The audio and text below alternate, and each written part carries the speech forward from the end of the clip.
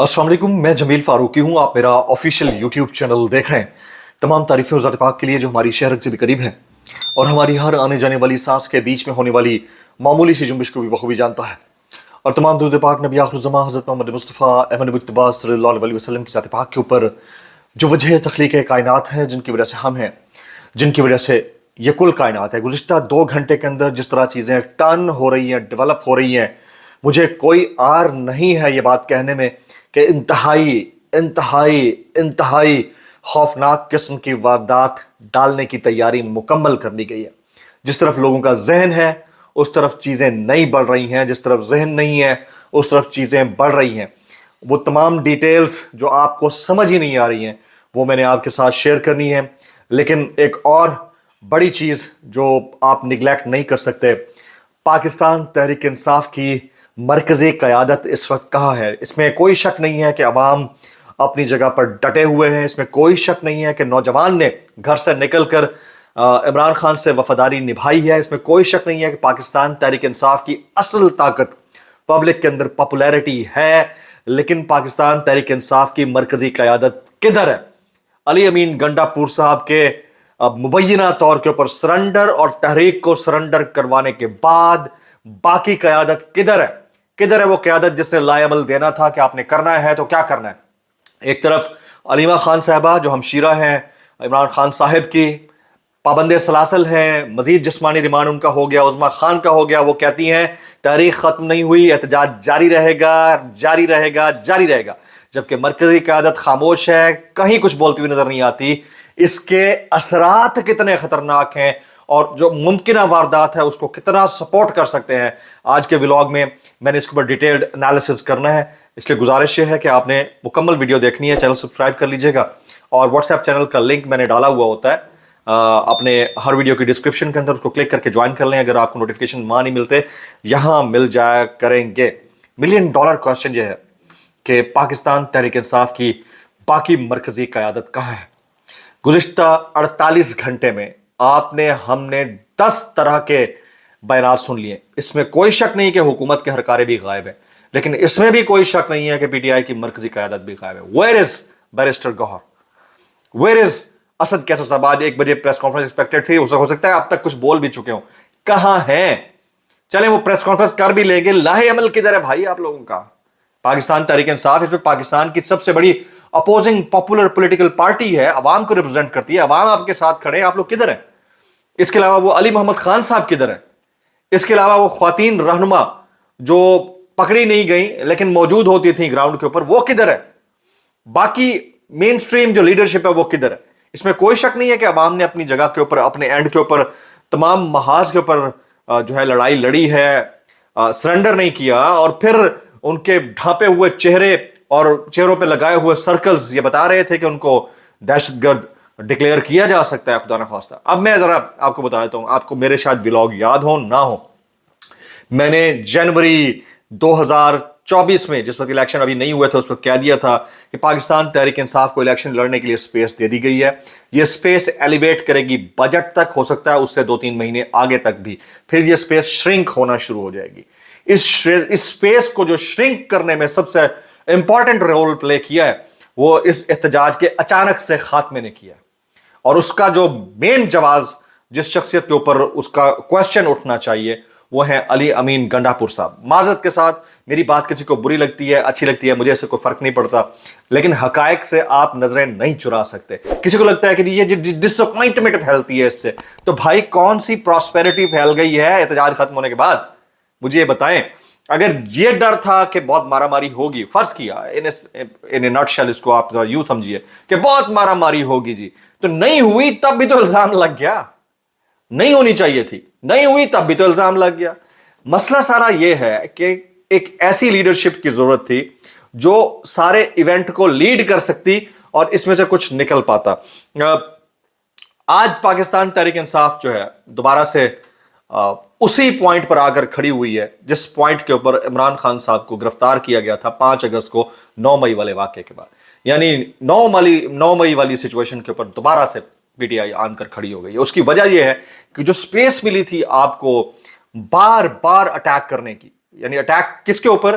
जाली मैंडेट के चोरों के खिलाफ, ठीक है, जाली मैंडेट के चोरों के खिलाफ आपको बार बार अटैक करने की जो जगह मिल रही थी, वो जगह आपने श्रिंक करवा डाली है सिर्फ एक एक्ट से।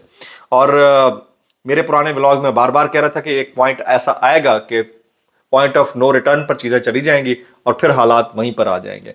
आज इस वक्त सबसे बड़ा प्रॉब्लम पता क्या है? मैं वारदात वाली बात आगे चल के करता हूं कि क्या वारदात डालने की तैयारी कर ली गई है। सबसे बड़ा प्रॉब्लम यह है कि इमरान खान साहब की अहलिया जेल में है, इमरान खान साहब खुद जेल में हैं, इमरान खान साहब की 2 बहनें जेल में, इमरान खान साहब का भांजा जेल में और पता नहीं कितने रिश्तेदार जेल में। इस वक्त सबसे बड़ा प्रॉब्लम यह है कि जो मरकजी क़यादत जिसको स्टैंड आउट करना चाहिए था सारी सिचुएशन में, किसी एक को इमर्ज करना चाहिए था। अब शेख वकास अकरम साहब कह रहे थे अली अमीन गंडापुर साहब फिर आएंगे और बड़ा लश्कर लेकर आएंगे या बड़ा काफिला लेकर आएंगे, तो भाई ये चूरन आप कहीं और पर बेचिएगा। मैं इसके ऊपर बड़ा कन्विंस्ड हूं, कुछ चीजें हैं जिनके ऊपर बात करना बनती है। और फिर मैंने अभी थोड़ी देर पहले अपने भाई दोस्त इमरान रियाज खान साहब का व्लॉग देखा। देखें, डिफरेंस ऑफ ओपिनियन आप सबको हजम करना चाहिए। उनका व्लॉग, उनकी गुफ्तगू, उनका पॉइंट ऑफ व्यू, मैं उसकी रिस्पेक्ट करता हूं, लेकिन मुझे 1-2 सवालात हैं। उन्होंने कहा कि अली अमीन गंडापुर साहब को कुछ भी हो उन्हें गद्दार नहीं कहना चाहिए। गद्दार तो कोई कह भी नहीं रहा उनको, गद्दार तो जो स्टेट के खिलाफ होता है वो होता है, हम तो कह ही नहीं रहे। पहली बात तो ये। दूसरी बात ये है, कंडक्ट आपका जो है ना, वो आपका फुटप्रिंट होता है, जो इंप्रेशन छोड़ जाता है कंडक्ट। जब इस्लामाबाद के अंदर जलसा हुआ, आपने तकरीर की, संगियानी में हिलाकर रख दिया। वो तकरीर का एक एक लफ्ज नश्र नहीं हो सका, एक भी टिकर नहीं चला। जो आपने तकरीर के अंदर जुमले बोले थे जिससे दूसरी पार्टी को फायदा हो सकता था, यानी पंजाब हुकूमत को या बाकियों को, उनके कहने के ऊपर आपके नेगेटिव टिकर्स बाद में चलाकर उसके ऊपर स्टोरियां ब्रेक की गई, वो अलग बात है। लेकिन आपकी तकरीर एयर नहीं की गई, सबको पता है। फिर उधर जब लाहौर के अंदर होना था, आप देर से पहुंचे, क्या वो कंडक्ट के ऊपर क्वेश्चन नहीं था? इधर जब आपको डी चौक पर पहुंचना था, आप नहीं पहुंचे, आपका तर्जुमान कहता है नहीं, आप पहुंचकर आप तकरीर करके चले गए। गलत बयानी है, कंडक्ट के ऊपर क्वेश्चन नहीं है। अगर हम ये क्वेश्चन उठा रहे हैं तो हम गलत कर रहे हैं, और इसका नुकसान किसको हुआ है? मुझे हुआ है, किसी और को हुआ है। और बहुत सारे लोग नीचे कमेंट करते हैं जी आप मशवरे देते हैं, आप आ जाएं। तो हम क्यों आए भाई? हम साफी हैं, हमारा काम साफत करना है, हमारा काम रिपोर्ट करना है, हमारा काम एनालाइज करना है, हमारा काम आगाह करना है, हमारा काम में भी हम ओपिनियन दे दें कि यार इसके ऊपर ये रास्ता हो सकता है। लेकिन this is not the way कि आप हमारी टांगें ही खींचना शुरू कर देंगे। भाई आप मायूसी फैला, हम क्यों फैलाएंगे? जो आपकी लीडरशिप है वो किधर है? उनके ना बोलने से मायूसी नहीं फैल रही। अच्छा, अब 2 पॉइंट है। जो इमरान रियाज खान भाई ने बोला कि जी वो उनको गद्दार नहीं कहना चाहिए, बिल्कुल नहीं कहना चाहिए, थोड़ा सॉफ्ट कर लेते हैं। गलती की होगी, गलती एक दफा होती है, 3 दफा तो नहीं होती है।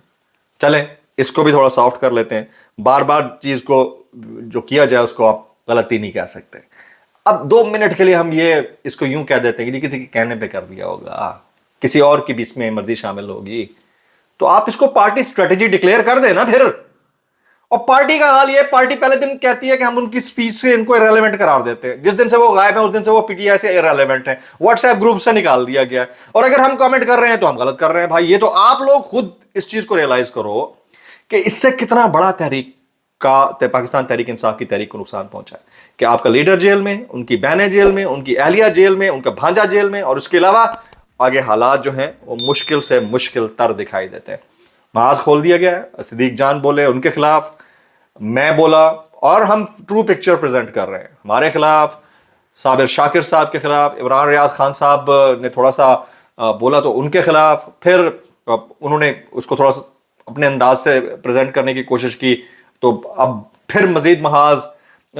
लेकिन इस सारी सिचुएशन में शहबाज गिल साहब वो फरमा रहे हैं कि कप्तान हम आपसे शर्मिंदा हैं, मैं इसके ऊपर मजीद बात नहीं करना चाहता। क्यों? जाहिर है उनको हकायक पता होंगे, ठीक है। आप फिर और एनालिस्ट, दूसरी तरफ के एनालिस्ट जाकर सुन लें, मंसूर अली खान का तजिया सुन लें वो। और भी जो ख्वातीन जो इतना अरसा जेलें काट करके आई और खान साहब की दीवानी और इस सारी तहरीक की हीरोइंस थी, वो टिकटॉक्स पे फेमस हैं, उनमें से भी कोई फ्रंट पे नहीं आया। तो आलिया हमजा थोड़ी देर के निकली, वो गिला करती हैं कि एमपीएस किधर थे। सनम जावेद खान काफिले के साथ थी, लोग गिला करते हैं कि वो किधर हैं। तो ये सारी चीजें बहुत सारे सवालात को जन्म देती हैं जिसका जवाब किसी ना किसी को देना है।